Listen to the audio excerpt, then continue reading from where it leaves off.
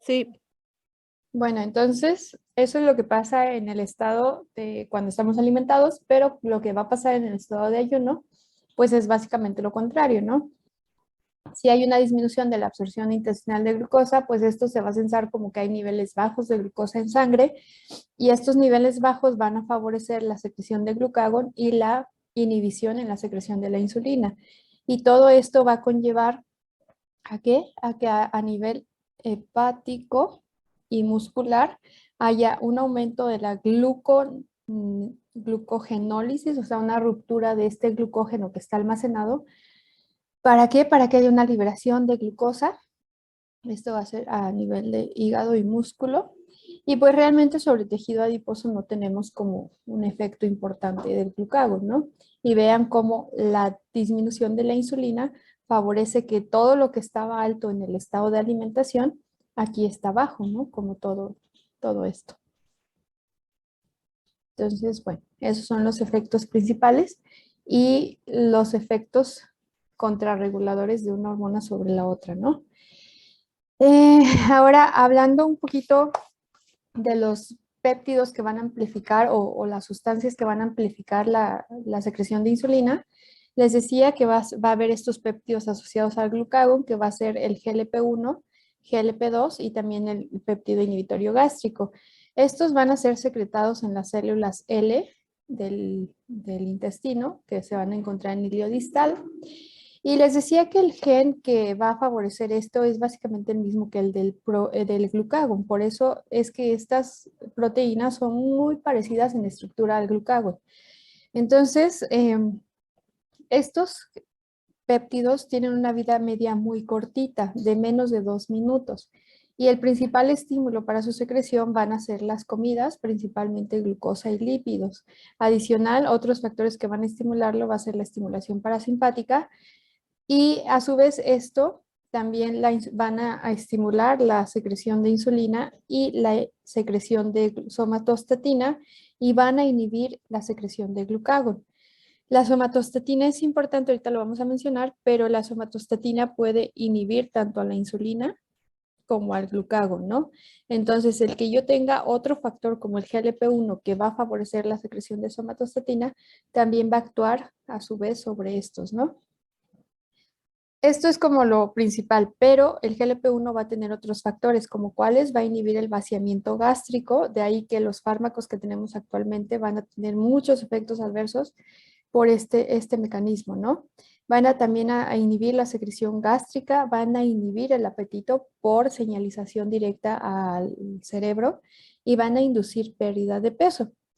Ahora, la vida media tan cortita que tienen estos péptidos va a estar mediada, ¿por qué? Porque existen estas enzimas de DPP4, dipeptidilpeptidasa, la tipo 4, que van a favorecer la ruptura de estos péptidos y pues que dejen de funcionar. Entonces, aquí es importante mencionar que ya tenemos medicamentos que son análogos de GLP-1 y a su vez tenemos inhibidores de esta enzima. Ya sea que si le doy esta, lo que voy a hacer es que si no tengo esta enzima activa, pues no va a haber degradación de mi GLP-1 endógeno. Y la otra cuestión es que pues yo ya le puedo dar a mi paciente GLP-1 que ya está modificado y que es más resistente a la ruptura por esta DPP4. Y esto va a hacer que tenga fármacos que se pueden aplicar una vez a la semana.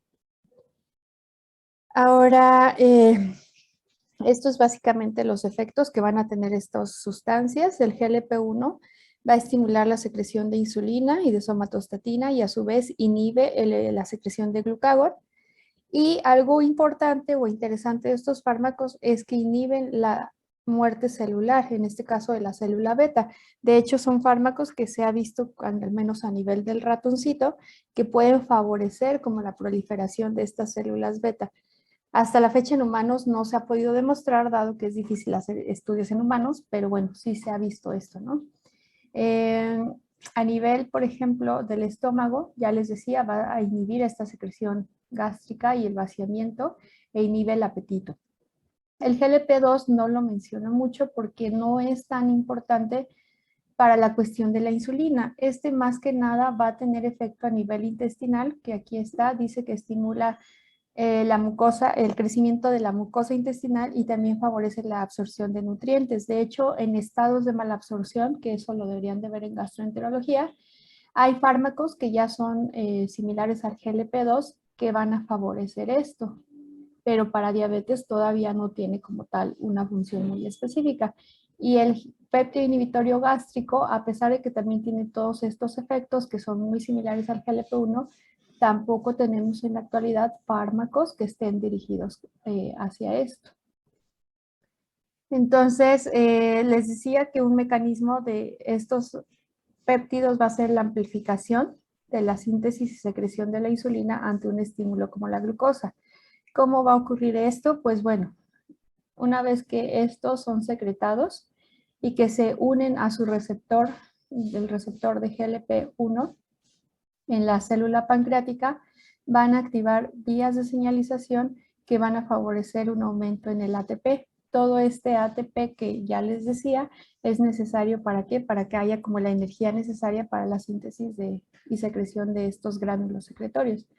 Entonces, a través de estas vías de ATP y del diacilglicerol, se va a estimular la pKa y a su vez esto va a también a favorecer la unión con factores de transcripción a nivel del núcleo. ¿Para qué? Para que haya una mayor síntesis de preproinsulina y a su vez voy a tener más proinsulina y a su vez voy a tener más insulina y péptido C. Entonces es como el mecanismo por el cual hay una amplificación de esta secreción de insulina.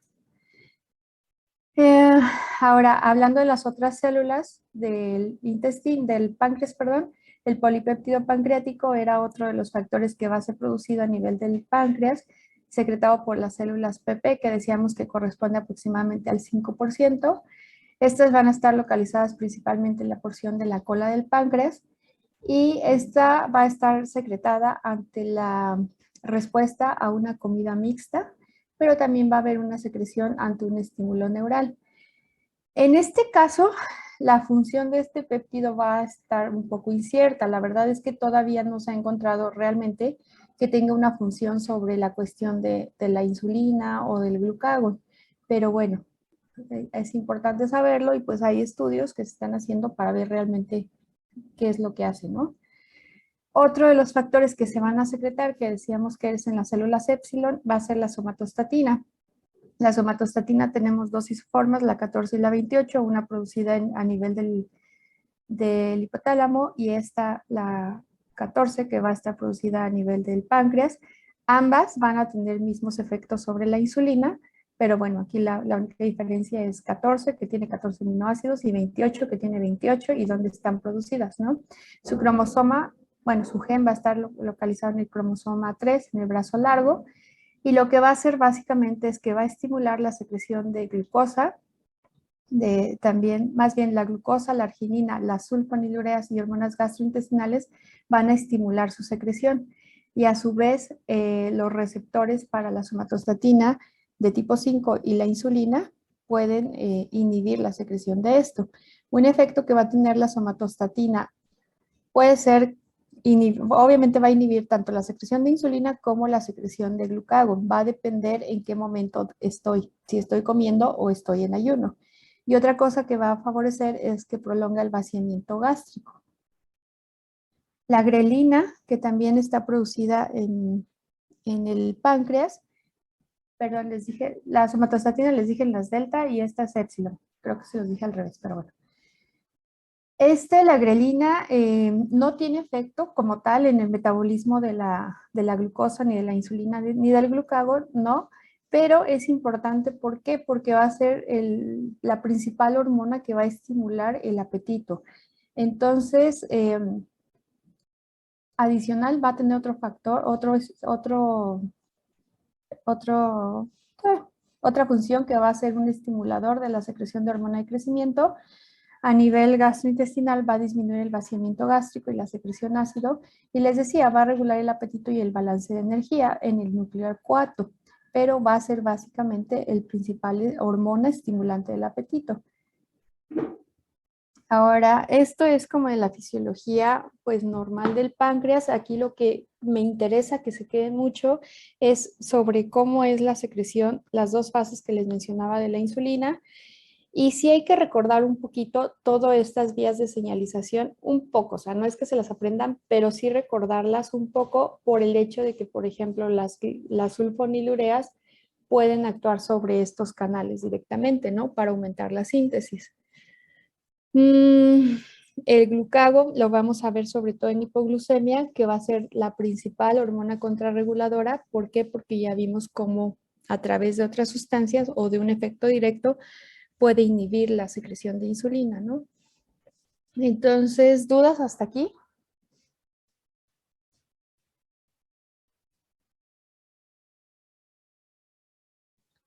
Sí. Ok, entonces ya nada más vamos a ver algunas cosas de diabetes. En general, mucho de lo que vamos a ver en las siguientes clases sobre diabetes, tratamiento y todo eso, lo estoy sacando de lo que vienen siendo el Diabetes Care, que es de la Asociación Americana de Diabetes. No sé si ya lo tienen, si no ahorita se los paso para que vayan leyendo de ahí. Bueno, aquí en definición no la puse como tal, pero se sabe que antes decíamos que la diabetes era nada más como que la hiperglucemia crónica, ¿no? Pero en realidad sabemos que la diabetes pues es una enfermedad metabólica que altera que altera no nada más el metabolismo de los hidratos de carbono, sino también de lípidos y de proteínas. Va a estar caracterizada sí por una hiperglucemia crónica, pero no va a ser únicamente lo que está alterado, ¿no? Ahora, la diabetes se va a desarrollar por dos causas principales, así lo van a ver. Una, porque hay deficiencia absoluta de insulina, o la otra, porque tenemos resistencia a esa insulina. Esto es así como que a muy grandes rasgos, pero vamos a ir viendo que la diabetes en sí pues, son varios mecanismos los que van a estar implicados en su desarrollo, principalmente de la diabetes tipo 2. Ahora, la clasificación que clásicamente se ha venido utilizando desde hace muchísimo viene siendo esta y que la ADA en 2022 la sigue mencionando. Dentro de este vamos a tener cuatro tipos principales, que es la diabetes tipo 1, que es básicamente por una destrucción autoinmune de las células beta, la diabetes tipo 2, que de manera muy, muy general decimos que hay una resistencia a la acción de la insulina. Vamos a tener otros tipos específicos de diabetes. Aquí nos van a entrar las formas genéticas, que es por secundarias a mutaciones de un solo gen que interviene en la señalización o en la síntesis o en la secreción de la insulina. Y de aquí van a venir lo que vienen siendo las diabetes tipo MODY. ¿Ya escucharon esas? ¿Alguien ha leído de las tipo MODY? No, doctora. Bueno, Sí, son, ay, perdón. ajá, sí. Que son tipos de diabetes que se ocurren por mutaciones, son de tipo autosómicas dominantes Ujú. y hay de diferentes tipos, MODY 1, 2 y 3 y como ya mencionaba, por mutaciones en genes que regulan el mecanismo La de secreción. Ujú. Síntesis y secreción, exactamente. Entonces ya actualmente si ustedes se ponen a buscar van a encontrar como 15 modis descritos. La verdad es que no me interesa ahorita que se aprendan los modis, ni siquiera los vamos a ver, pero bueno, hay que saber que existen, ¿no? En estos tipos también específicos de diabetes vamos a encontrar a la diabetes neonatal, por ejemplo. Y si ustedes ven qué otros tipos podemos tener aquí, aquí les van a entrar todas las diabetes inducidas por fármacos. ¿Algún fármaco que ustedes sepan que puede inducir diabetes?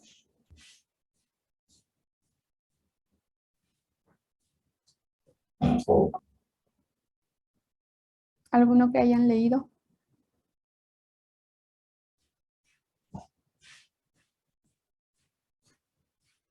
Pues si ustedes ven la lista son un montón, o sea, pueden ser desde antirretrovirales, pueden ser desde inmunosupresores, los glucocorticoides, inmunosupresores como la ciclosporina, la ciclofosfamida, el micofenolato, otros fármacos ya también que son terapias para el cáncer, o sea, son un montón de fármacos los que pueden causarnos hiperglucemia, ¿no?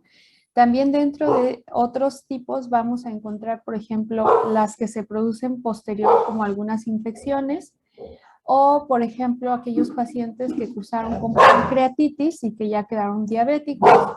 O van a encontrar, por ejemplo, la diabetes que se va a asociar en los pacientes con fibrosis quística. El chiste es que esta de otros tipos, pues nada más lo ponen así como otros tipos. Así por cirugía pancreática, por ejemplo, que le quiten el páncreas por algún tumor o lo que sea. Eh, y les digo, otros tipos, o sea, engloba muchas categorías que básicamente no tienen la fisiopatología ni de la tipo 1 ni de la tipo 2 y que por eso no se pueden decir dentro de uno de estos, ¿no? Ahora, dentro de la diabetes, bueno, la otra clasificación o el cuarto tipo es la diabetes mellitus gestacional, que es aquella que se va a diagnosticar únicamente en el embarazo. Algo aquí de la diabetes tipo 1 es que también va a englobar a la diabetes tipo LADA. ¿Alguien ha leído de la tipo LADA?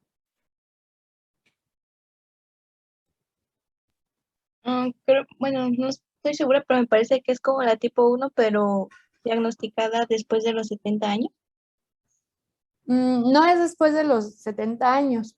De hecho, algunos dicen que es tipo 1.5.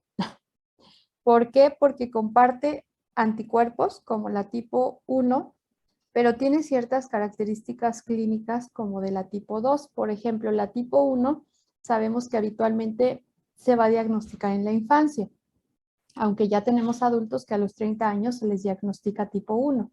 No es tan común, pero bueno. La tipo 2 sabemos que es principalmente de edad adulta. Ahora, bueno, y va muy de la mano con la obesidad, ¿no? Pero como hoy en día tenemos muchos niños obesos, pues ya tenemos cada vez más incidencia de diabetes tipo 2 en la infancia. Entonces, este tipo LADA, hay una destrucción autoinmune y básicamente son los mismos anticuerpos que vamos a tener en la diabetes tipo 1, pero va a tener algunas cosas similares a la diabetes tipo 2. A veces estos pacientes pueden llegar a cursar con resistencia a la insulina, se detectan a edades más grandes, entonces por eso mencionan que es como la diabetes 1.5. Y la verdad es que es complicado en la clínica definir si hay pacientes que es difícil decir si es tipo 1 o tipo 2 porque parecen 1 y parecen 2 y el chiste es que no encuentras dónde, ¿no?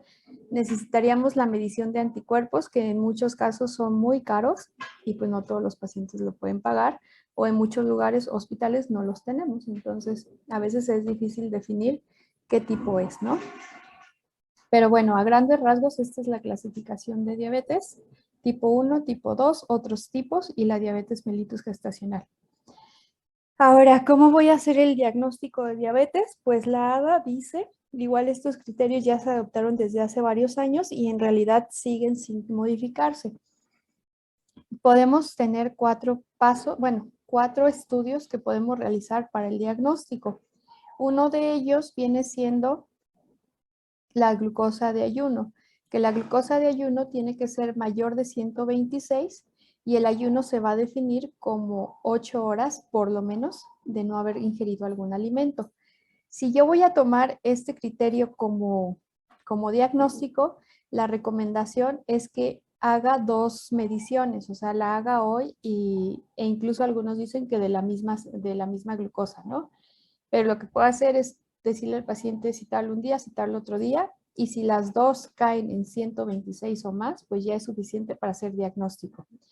Otro criterio u otro estudio que puedo utilizar para hacer diagnóstico es la curva de tolerancia oral a la glucosa, que la OMS dice que tiene que ser con una carga de 75 gramos de glucosa anhidra. Entonces se tendría que utilizar esto de manera estándar para poder hacerla de manera correcta. Y aquí, ¿qué es lo que voy a hacer? Le voy a dar a mi paciente esta solución de glucosa y le voy a medir su glucosa a las 2 horas. Y un valor por arriba de 200 ya es diagnóstico de diabetes. Otra forma de hacer el diagnóstico es a través de la hemoglobina glucosilada, que recordemos que la hemoglobina glucosilada es eso, literal, es hemoglobina que está pegada a glucosa y recordemos que la vida media del eritrocito es aproximadamente 3 meses. Entonces, esa hemoglobina que va a estar circulando esos 3 meses va a representar esta hemoglobina glucosilada. Entonces, de manera así general, esta hemoglobina glucosilada me da una representación de las glucosas de 3 meses previos. ¿Y cuál sería mi punto de corte para decir que mi paciente es diabético? Que sea más de 6.5%, ¿no? 6.5 o más arriba.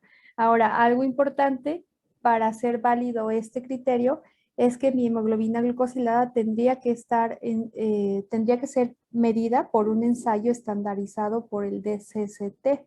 Este DCST fue un estudio que se hizo muy grande de seguimiento en pacientes con diabetes tipo 1 para ver como complicaciones a largo plazo. Entonces ellos crearon esta estandarización y la ADA te dice que si tú tienes esta hemoglobina estandarizada, es creíble. Pero si no la tienes estandarizada, pues no te sirve mucho para el diagnóstico. Entonces ustedes pueden ver si alguien ha ido al Chopo o ha visto unos laboratorios del Chopo, ahí en la hojita del Chopo dice certificado por el NGSP y el ensayo este, ¿no? Entonces digo, esperemos el Chopo no nos esté mintiendo, pero bueno, sería de los pocos laboratorios que tienen como que esta estandarización. Y mi otro criterio para hacer el diagnóstico es que mi paciente me llegue con síntomas clásicos de hiperglucemia o que se encuentre en una crisis hiperglucémica y que tenga una glucosa aleatorizada en sangre más de 200. ¿Cuáles son estos síntomas clásicos de de la hiperglucemia? ¿Cuáles han leído o cuáles saben o cuáles recuerdan?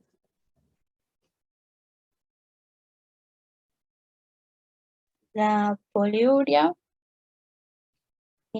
polidipsia, polifagia, pérdida de peso. Básicamente son esos, son los PEPs, ¿no? O sea, son la poliuria, polidipsia, polifagia, la pérdida de peso. Y a veces el paciente puede presentar todos estos síntomas y llegar a tu consulta, le tomas la glucosa y ya sale así. O el paciente puede tener una crisis hiperglucémica. ¿Cuáles vamos a considerar dentro de estas?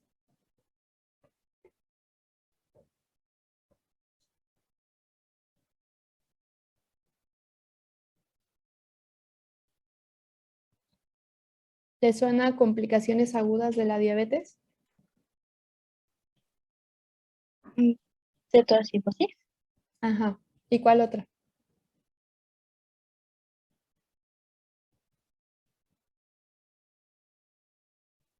La otra pues vendría siendo el estado hiperosmolar hiperglucémico, ¿no?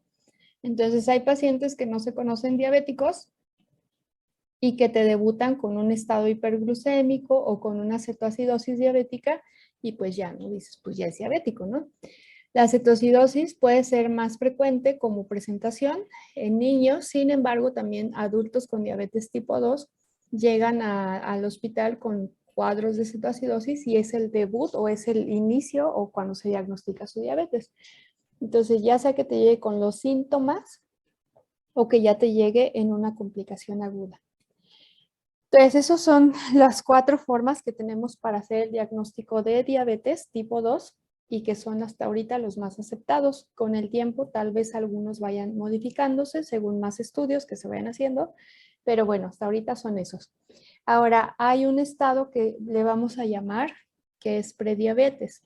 En general había mucha discrepancia entre si tenemos que decirle al paciente que tiene prediabetes o no.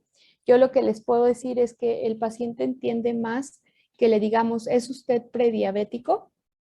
A que le digamos, ¿es usted intolerante a la glucosa? Entonces, aquí lo importante es que cuando diagnostiquemos estos estados como de prediabetes, hagamos entenderle al paciente que es un estado de muy alto riesgo para progresión a diabetes. Entonces, si el paciente no se empieza a cuidar desde este momento, lo que va a pasar es que a corto plazo, no más de 5 años, el paciente ya va a tener diabetes.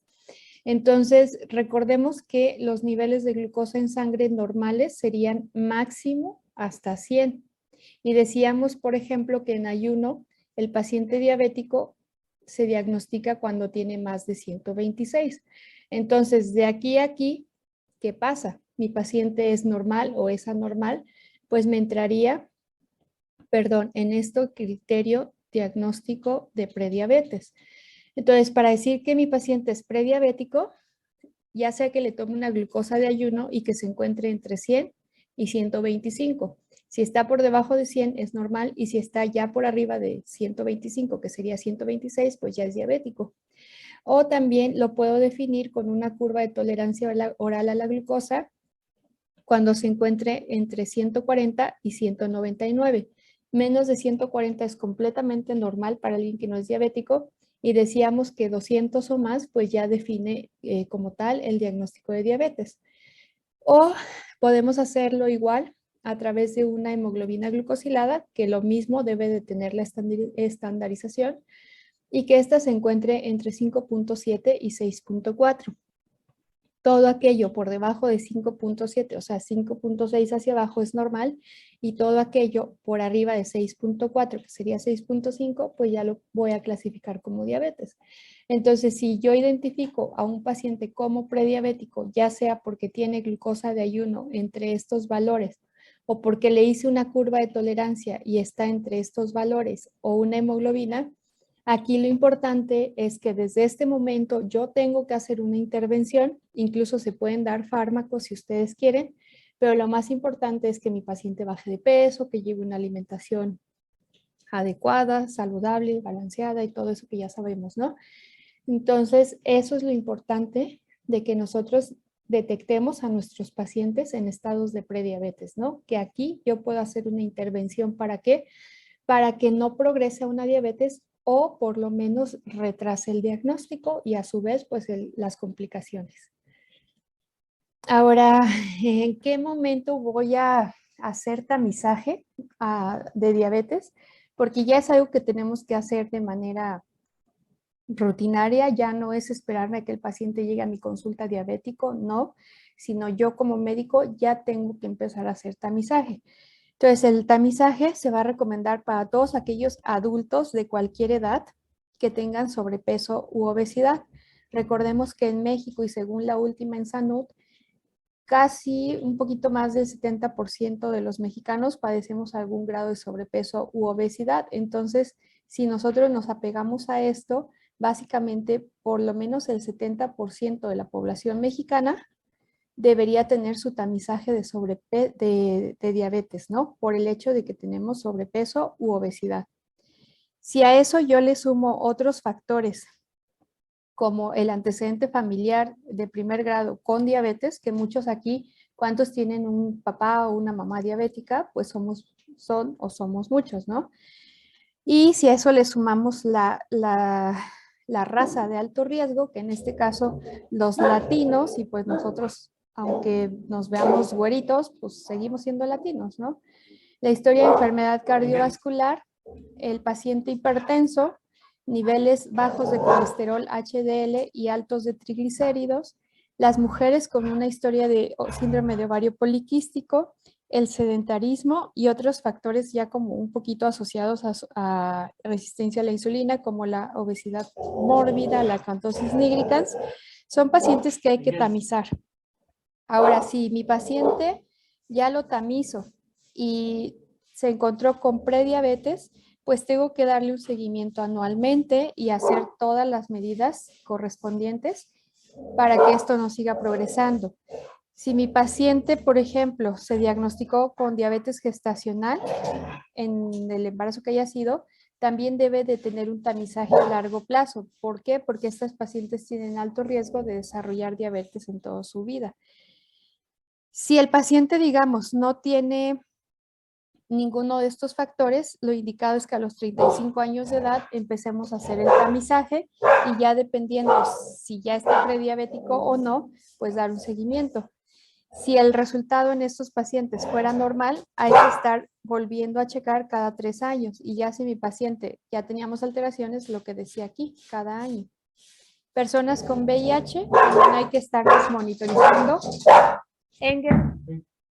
por los efectos secundarios de los medicamentos. Y en niños, ¿cuándo voy a hacer el tamizaje?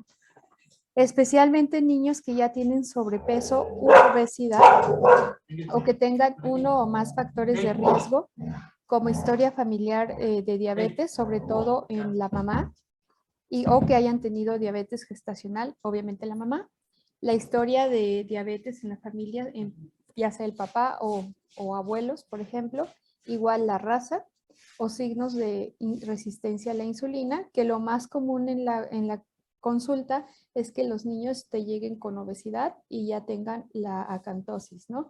Entonces, es recomendado que niños con sobrepeso u obesidad se estén tamizando para diabetes, ¿no? Digamos que si el niño está normal, pues se recomienda igual cada 3 años estarlo vigilando, pero lo importante en este caso no es la vigilancia, sino si yo estoy detectando a mi niño con obesidad, pues tengo que hacer alguna intervención para que él baje de peso. ¿Dudas hasta aquí? Miren, lo vamos a dejar aquí. Ok, lo vamos a dejar aquí. Los veo el jueves, vamos a ver diabetes tipo 1, diabetes tipo 2, hablando de fisiopatología. Y si nos da un poquito de tiempo, ya vamos a empezar a meter algunas cosas de metas de tratamiento. Sí quiero que repasen bien lo de las guías de la ADA. Es muy fácil, váyanse hacia los cuadritos de metas de tratamiento, cuánto debo de tener de glucosa en ayuno, postprandial, el colesterol, todo eso. Cuáles son como las recomendaciones generales y empiecen a ver los cuadros que vienen ahí de los fármacos para que podamos a través de casos clínicos ir viendo cómo van a elegir los medicamentos. Entonces, ahorita les subo algunas lecturas para lo de fisiopatología y les subo la guía de la ADA. Entonces, bueno, los veo el jueves. Está bien, gracias, doctora. Descansen. Gracias.